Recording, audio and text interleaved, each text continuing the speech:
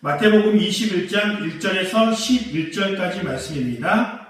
예수와 그 제자들이 예루살렘에 가까이 이르러 올리브산에 있는 벳바게의 마을에 들어섰다. 그때에 예수께서 두 제자를 보내시며 그들에게 말씀하셨다. 맞은편 마을로 가거라. 가서 보면 나귀 한 마리가 메어 있고 그 곁에 새끼가 있을 것이다. 풀어서 나에게로 끌고 오너라. 누가 너희에게 무슨 말을 하거든 주님께서 쓰려고 하십니다 하고 말하여라. 그리하면 곧 내어줄 것이다. 이것은 예언자를 시켜서 하신 말씀을 이루시려는 것이었다.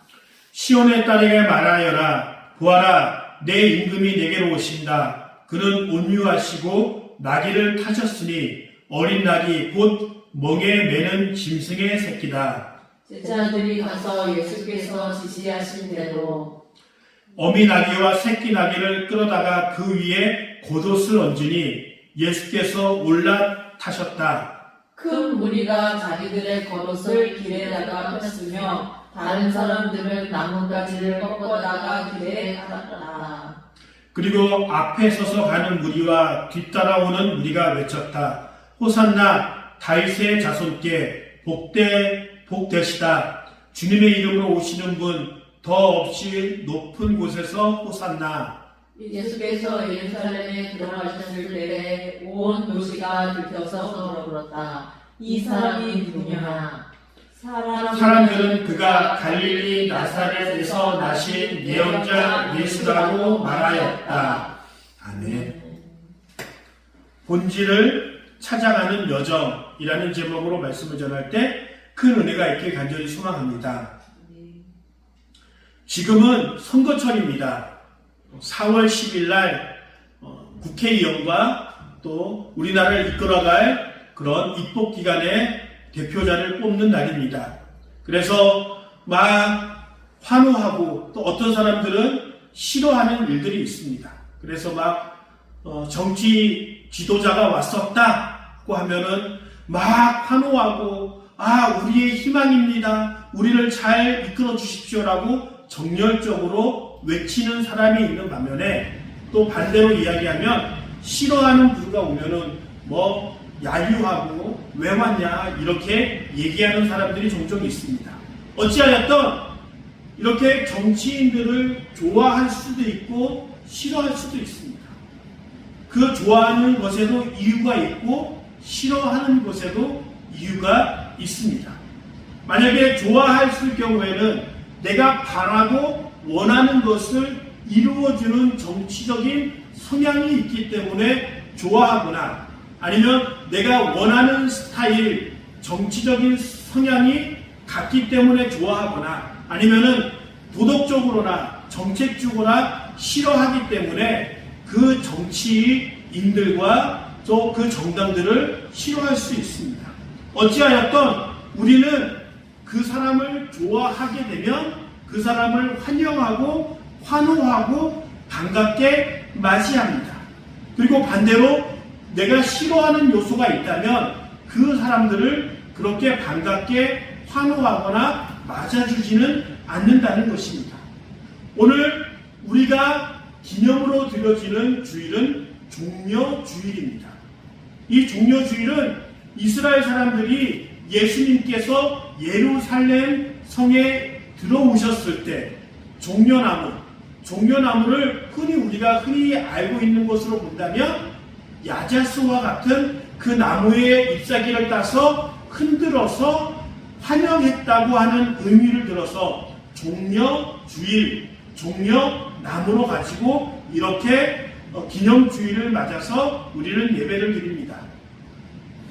우리나라는 아마도 이 종려나무가 없기 때문에 이것에 대해서 그렇게 뭐가 중요한지 잘 생각하지 못할 것입니다. 근데 아마도 지중해에서는 이 종려나무가 되게 중요한 나무 중에 하나라고 추측해 봅니다.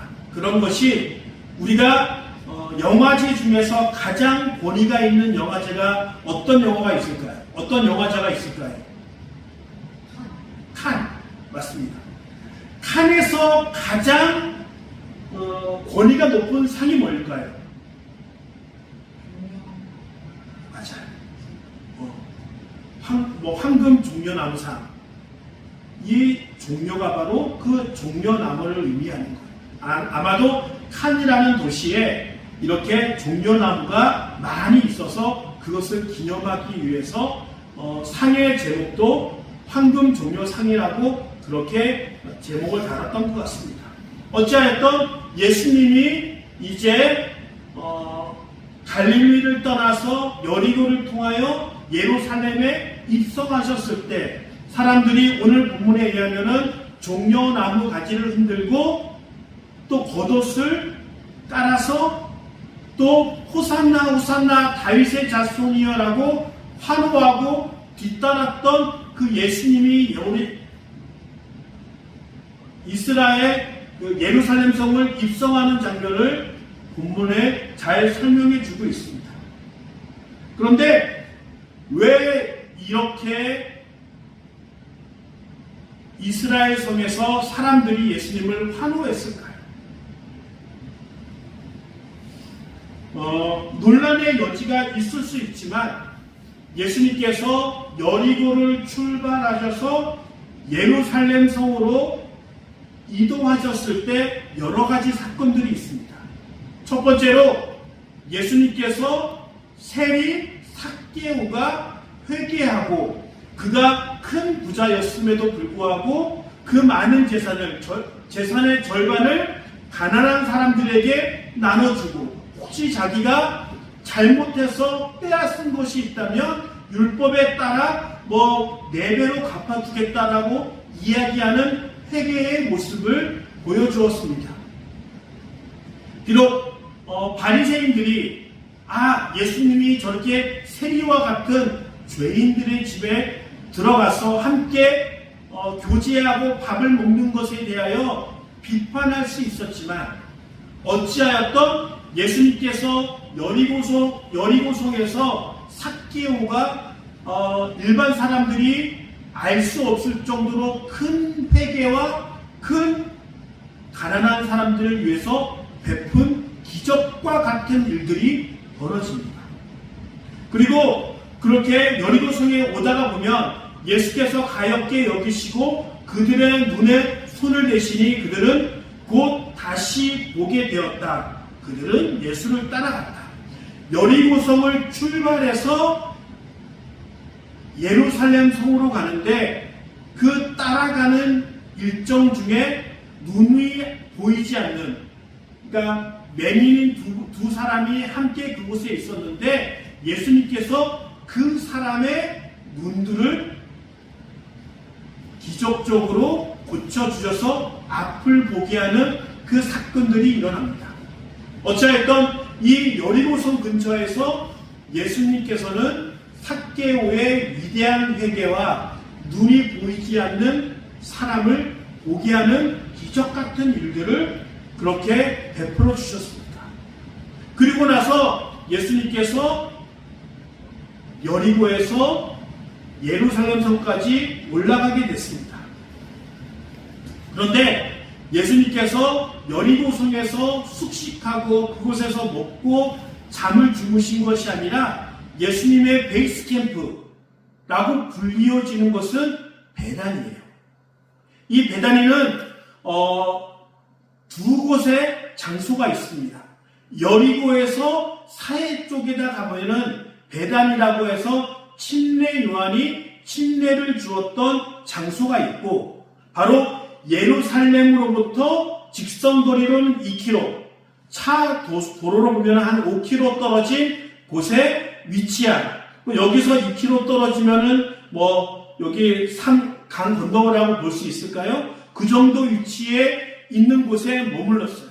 바로 누구의 집에 머물렀냐면 예수님께서 죽었던 나사로를 살리신 나사로의 집에 머물렀던 것이에요.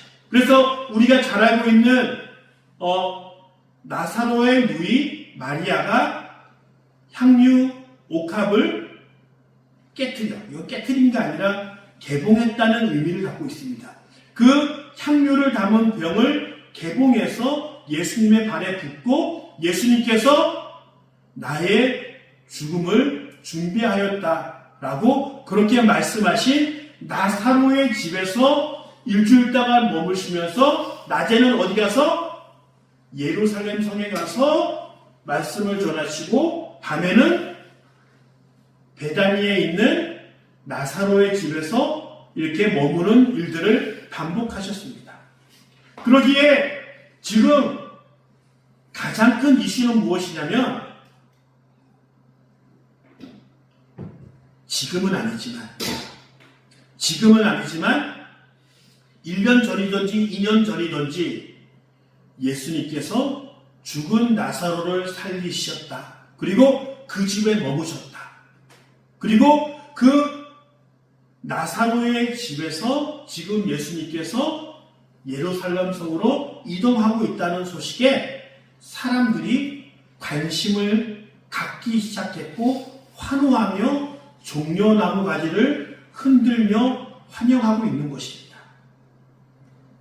요새 유튜브가 워낙 많다 보니까 초반에 관심을 끌기 위해서 막 과장하는 이야기들을 이렇게 막 몰아넣는다라고 하는 그런 단어로 어그로를 끈다라는 말이 있습니다.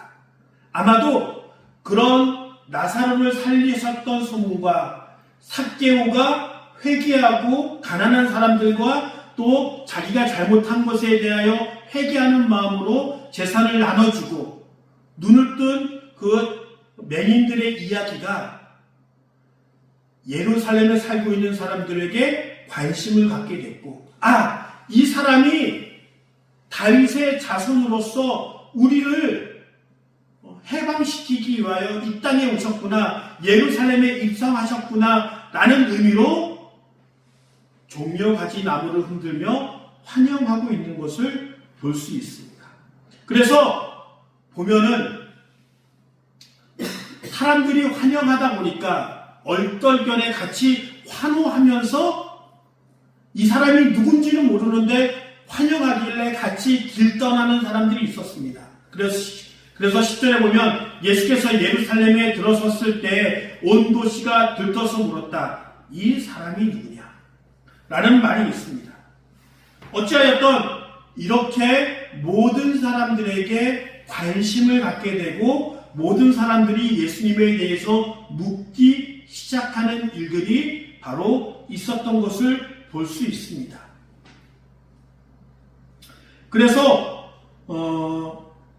이렇게 오셨는데 중요한 것은 예수님께서 이 땅에 오시면서 또 이 갈릴리를 출발하시고 또 여리고를 통하여 예루살렘에 도착하셨을 때 끊임없이 말씀하십니다.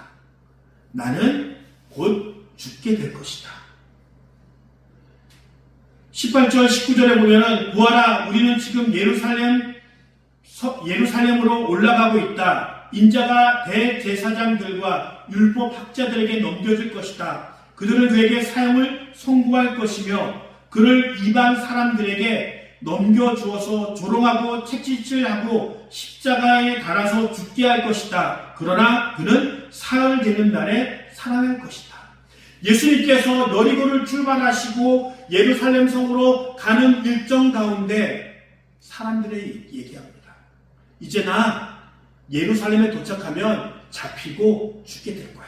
그러니까 걱정하지 말고 나는 3일 만에 부활할 거야. 라고 얘기합니다. 여리고는 해수면보다 약 250m 아래에 위치합니다. 그리고 종려나무 성읍이라고 불릴 만큼 종려나무가 무성하게 달려있으며 대추야자로서 유명한 도시겠죠. 그런데 예루살렘은 해발 한 750m 정도에 위치합니다. 그러기에 여리고부터 예루살렘으로 올라갔다는 것은 약 1km 정도의 산행이 이어졌다라고 볼 수 있습니다. 사진을 보면은 바로 이것이 여리고에서 예루살렘으로 올라가는 그 위치에 있는 유다 광야라고 불려지는 곳입니다. 이렇게 약간의 풀색이 있는 것은, 그린색이 있는 것은 이때가 바로 예수님이 올라갔던 것이 바로 우기의 마지막 부분, 지금과 같은 것이기 때문에 이런 상황에 볼 수 있습니다. 어찌하였든 이런 유다 광야를 지나서 예수님께서 올라가시면서 자신은 이제 이렇게 죽게 될 것이다, 부활할 것이다에 대해서 얘기했으면 그 말을 좀 듣고 가슴에 새겨야 될 텐데 사람들은 그것에 별로 관심이 없었어요. 야고보와 요한의 어머니 세베대의 아내인 그 여인이 와서 예수님께 묻습니다. 예수님, 내 아들을 하나님 나라가 임하였을 때 한 명은 우편에, 한 명은 좌편에 앉게 하여 주옵소서. 이것은 나름 그들이 세웠던 예수님께서 이 땅에 오셔서 세워야 될 그 나라를 상상하면서 좌의정, 우의정, 뭐 그런 역할의 위치에 넣어달라고 청탁하는 모습을 볼 수 있습니다. 예수님께서는 지금 죽으셔야 한다. 여리고성을 이렇게 올라가는 길 가운데 나는 죽고 이제 고난받아야 된다라고 말씀하시고 계신데 어떻게 해요? 예수님의 제자들의 어머니는 예수님께 와서 나를 우의정에, 나를 좌의정에, 나를 국무총리에, 나를 뭐 국회의장에 넣어달라고 하는 그런 청탁들을 하는 것을 볼 수 있습니다.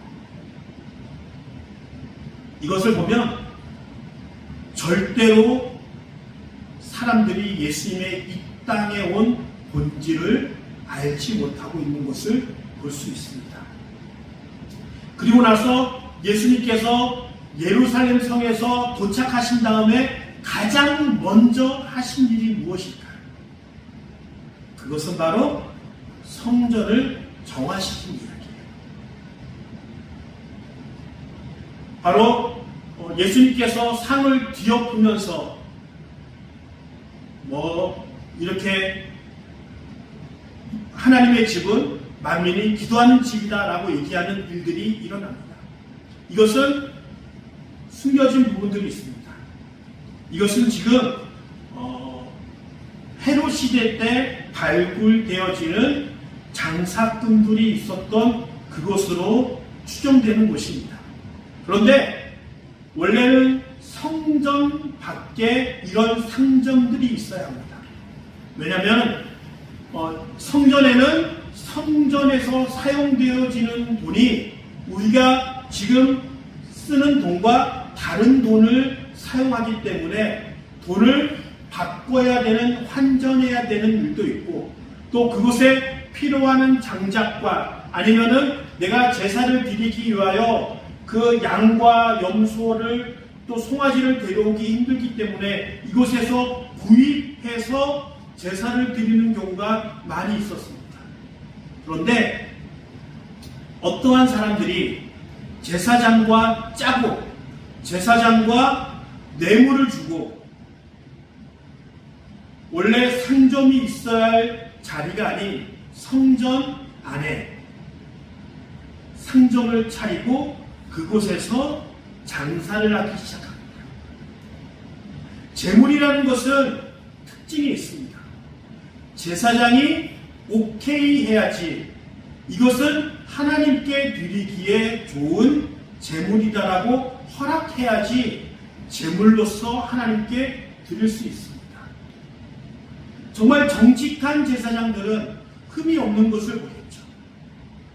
아니면 그 제사의 목적에 맞게 일련된 것, 암수 구별 없이 순양을 드려도 되겠죠. 그러나 부정한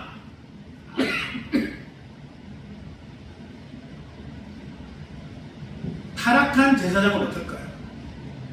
장사치들에게 뇌물을 받고 뇌물을 받은 곳에서만 산 그 재물에 대하여 오케이 할 수 있는 여지가 있겠죠. 바로 예수님께서 성전 안에 들어가서 상을 엎으시고 강도의 소굴로 만드느냐라고 말씀하신 것은 성전 밖에서 정직하게 장사하는 사람들은 피해를 보고 제사장에게 뇌물을 주고 그들과 결탁한 성전 안에서 장사하는 사람들에게 장사치의 그 상을 엎으신 것입니다. 뭐 한 거예요? 성전의 본질을 회복하라고 말씀하신 것입니다.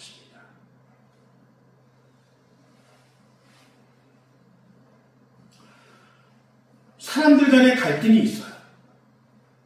가장 그 갈등의 본질은 뭐냐면 이 사람과 나와의 관계를 어떻게 설정하느냐.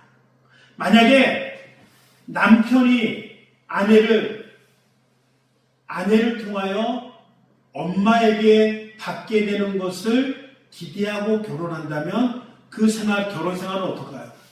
순탄하지 못하겠죠. 아니면 아내가 남편에게 자신의 아버지의 모습을 요구한다면 그 결혼은, 자녀가 부모를 바라볼 때 내가 원하는 것을 사주기만 하는 돈을 제공하는 자로서의 부모로서의 역할을 기대한다면 어떻게 될까요? 친구끼리 아니면은 직장에서 저 사람은 나의 성공을 위해서 함부로 대해도 된다라고 그런 관계를 설정하고 그렇게 정의한다면 그 생활은 어떨까요? 거의 대부분의 문제들은 여기에서 옵니다. 내가 상대방을, 내가 교회를, 내가 예수님을 어떻게 바라보고 설정해 놓느냐. 이 설정이 다르기 때문에 그 안에 분쟁이 있고 그 안에 갈등이 있고 문제가 생기는 거예요.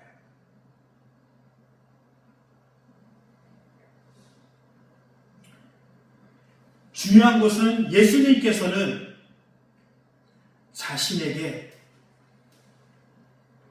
그리스도, 메시아, 인류를 구원할 자 외에 다른 목적으로 예수님을 따르는 사람들을 멀리하셨다는 거예요. 위대한 기적인 오병이어의 기적이 일어납니다.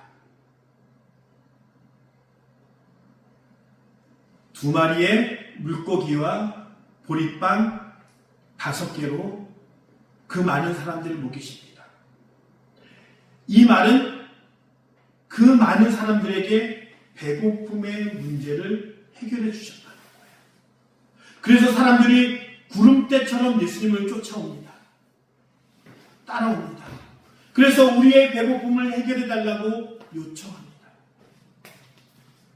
그러면 예수님께서 어떻게 하셨을까요? 마태복음 14장 22절에 보면 이런 말씀이 있습니다.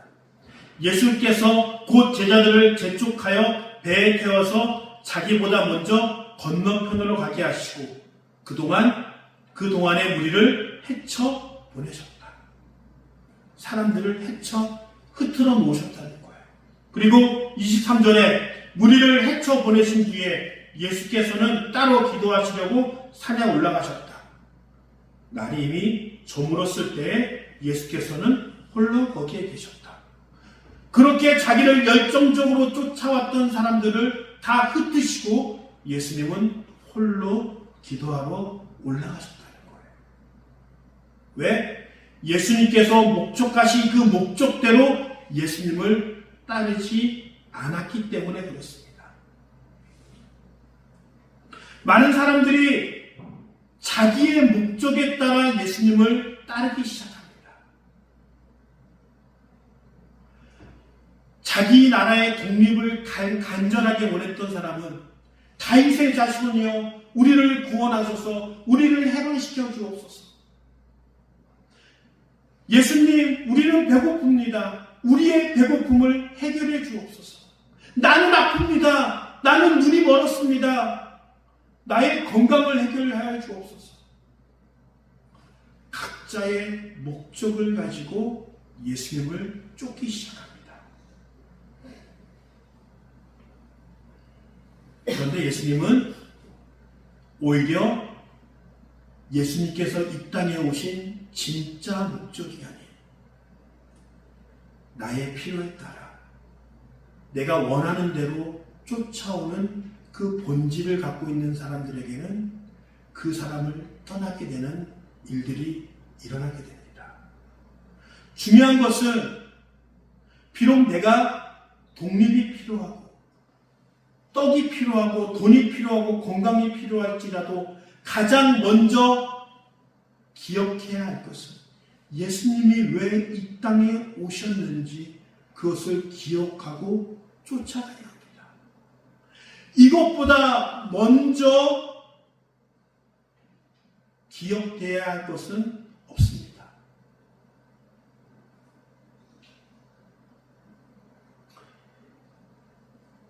우리가 기억해야 할 것은 하나님은 이 땅에 우리를 구원하기 위해 오셨습니다.